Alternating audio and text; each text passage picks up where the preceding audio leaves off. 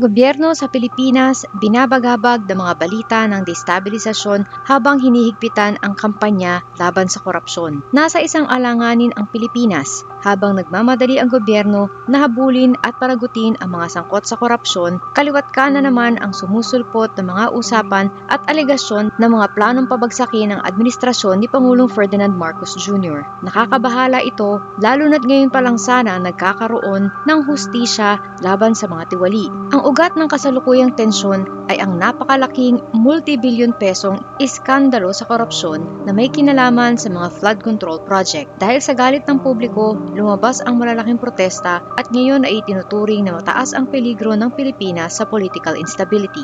Hindi na rin bago ang panawagan ng pagbibitiw kina Marcos Jr. at Vice Presidente Sara Duterte mula sa iba't ibang grupo. Ang nakakakaba rito ay ang seryosong akusasyon ng destabilisasyon. May mga dating opisyal na nagtuturo sa posibleng dayuhang kamay, mga puwersa sa labas ng bansa na sinasabing gumagamit lang ng mga Pilipino para guluhin at paghiwa-hiwalayin tayo. Maging ang palasyo ay humihingi na ng investigasyon sa mga sinasabing foreign funder at nagbabala na pagtataksil sa bayan ang gawaing ito. Dagdag pa rito, may lumabas na post na nag-aakusa kina Vice Presidente Sara Duterte, Representative Paulo Duterte at negosyanteng si Chavit Singson, pati na rin ang ilang opisyal ng militar na kasama umano sa mga nagpopondo sa planong destabilisasyon. Mahigpit na binabantayan ito ng militar o ng AFP at tinitiyak nilang hindi sila makikisawsaw sa politika. Pero kahit ang pahayag ni VP Sara na handa siyang umupo bilang Pangulo ay tinitignan na rin ng ilang kakampi ng administrasyon bilang isang uri ng pagpapagulo. Sa puntong ito, bakit masamang-masama ang ideya ng destabilisasyon? Kasalukuyang nagpapakita ng seryosong pagkilos ang gobyerno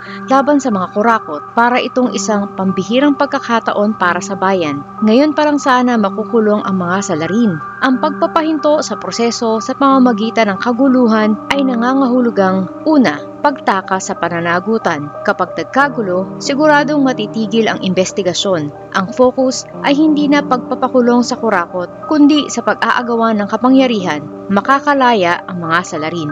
Pangalawa, pagkawala ng tiwala. Kung mauuwi lang sa wala ang pag-asang makamit ang hustisya, lalong didilim ang pananaw ng tao at tuluyan na mawawala ng pag-asa sa gobyerno. Pangatlo, pagpaparalisa sa bansa.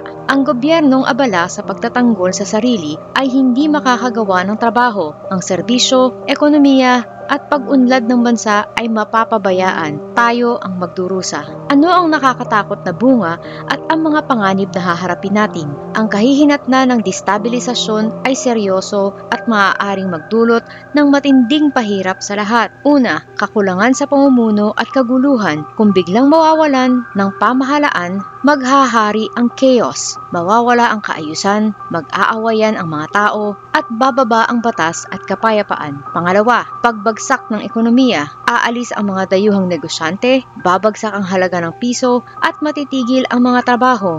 Maraming Pilipino ang maghihirap. Pangatlo, panganib sa seguridad. Kapag mahina ang gobyerno, posibleng bumalik ang gulo at terorismo, maging ang pamilya natin ay malalagay sa panganib. Pang-apat, pagsira sa demokrasya. Ang pagpapaalis sa lider sa masamang paraan ay nakasisira sa sistema. Maaaring mauwi lang tayo sa diktatura o mas matagal na gulo. Panlima, pag-iisa sa mundo. Mawawala ng tiwala sa atin ang ibang bansa at hindi na tayo matutulungan sa kalakalan at mga kasunduan. Sa panahong ito, ang kailangan natin ay katahimikan at pagkakaisa upang matapos ang laban kontra korupsyon. Ang pagpili sa destabilisasyon ay hindi solusyon. Ito ay isang napakalaking hakbang pabalik sa kapahamakan.